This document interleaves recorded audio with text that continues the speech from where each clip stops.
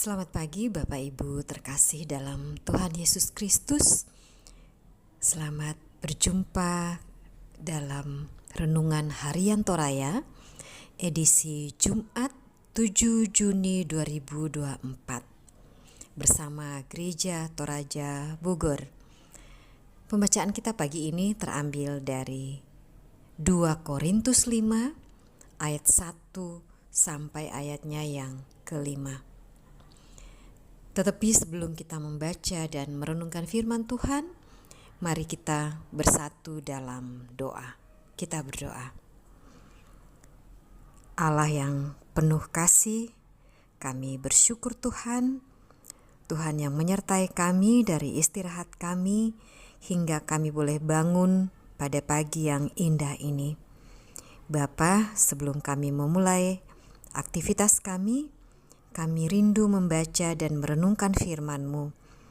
Sucikan hati dan pikiran kami Tuhan, layakkan kami untuk dipimpin oleh Roh-Mu yang kudus, sehingga kami boleh memahami dan mengerti firman Tuhan, dan terlebih boleh menjadi pelaku firman Tuhan dalam kehidupan kami sehari-hari. Ini doa kami Bapa, dalam anak-Mu Yesus Kristus, Tuhan dan Juru Selamat kami yang hidup. Amin. Pembacaan Alkitab pagi ini terambil dari 2 Korintus 5 ayat 1 sampai ayatnya yang ke-5. Di bawah perikop, jangan tawar hati juga waktu menghadapi maut.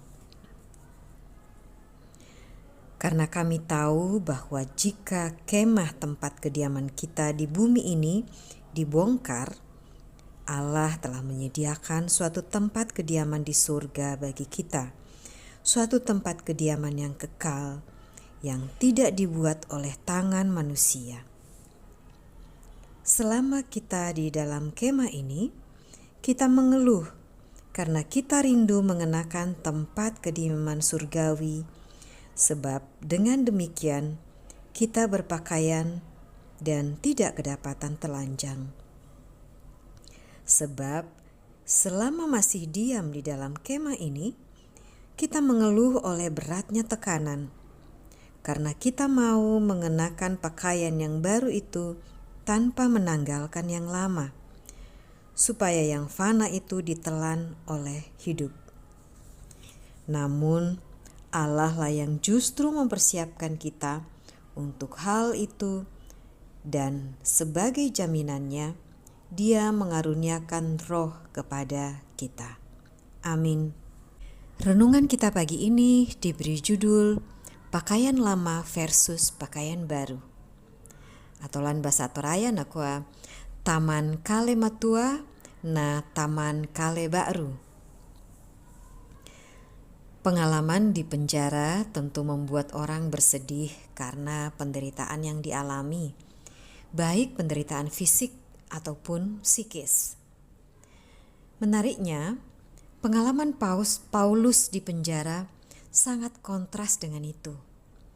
Jika memperhatikan ayat-ayat terakhir pada pasal 4, maka pengalaman penderitaan di dalam penjara yang kejam justru dinilai Paulus sebagai penderitaan yang ringan. Kalau kita baca dalam pasal 4 ayatnya yang ke-17.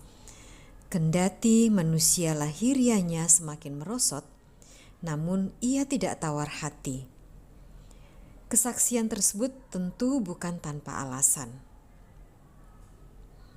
Alasan Paulus sangat tegar dan teguh menghadapi penderitaannya ditemukan di dalam bacaan kita pagi ini.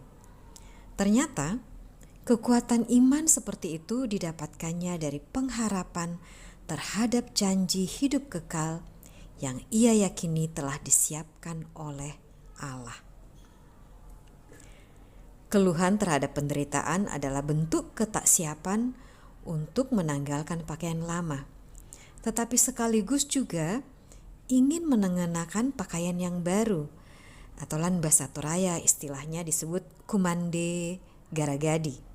Artinya, jika tidak ingin mengeluh, tanggalkanlah pakaian lama. Cara mengikhlaskannya adalah teguh dalam pengharapan bahwa pakaian yang baru jauh lebih baik, bahkan tak ternilai harganya.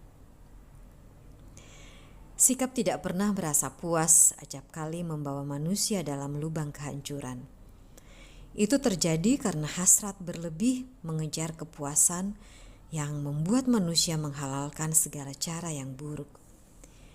Bacaan hari ini mengingatkan kita bahwa prioritas kita adalah pakaian yang baru atau hidup yang kekal yang telah disediakan Allah.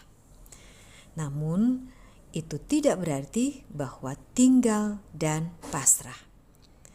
Kita tetap harus berusaha mengembangkan diri dan kehidupan sebagai anugerah Allah. Jika hasrat menggenggam pakaian lama lebih penting, maka sia-sialah pengharapan di dalam Kristus. Amin. Mari kita berdoa. Bapa dalam surga, terima kasih untuk firman-Mu pagi ini yang mengingatkan kami agar kami mau menanggalkan pakaian lama kami, sifat-sifat duniawi kami yang tidak berkenan kepadamu, agar kami dapat layak mengenakan pakaian baru, hidup kekal yang Tuhan janjikan kepada kami lewat anak-Mu Yesus Kristus. Terima kasih ya Tuhan. Biarlah dalam kehidupan kami sehari-hari, kami hanya mengarahkan pandangan kami kepada-Mu ya Tuhan. Terima kasih ya Bapa. Pada pagi ini juga Tuhan, kami rindu berdoa untuk pemerintah bangsa dan negara kami. Berkatilah ya Tuhan dari pusat ke daerah, sehingga mereka boleh memimpin negara kami dalam takut akan Tuhan saja. Berkati anak-anak-Mu Tuhan yang ada di dalam pemerintahan, kuatkan mereka, biarlah mereka boleh menunjukkan bahwa Engkau adalah Tuhan dan penyelamat mereka, sehingga hanya menunjukkan kasih saja ya Tuhan. Tindakan yang diambil hanya seturut kehendak-Mu ya Bapa. Terima kasih ya Bapa. Kami juga berdoa untuk kami dalam sehari-hari sebagai ibu rumah tangga, sebagai pekerja, sebagai mahasiswa, sebagai siswa, dan apapun yang menjadi aktivitas kami Tuhan, pimpin kami biar kami boleh melakukannya dengan sungguh-sungguh untuk kemuliaan nama Tuhan saja. Ini doa kami Bapa yang kami naikkan hanya dalam anak-Mu Yesus Kristus, Tuhan dan Juru Selamat kami yang hidup. Amin. Demikianlah renungan kita pagi ini. Selamat menikmati hari-hari karunia Tuhan dengan penuh sukacita.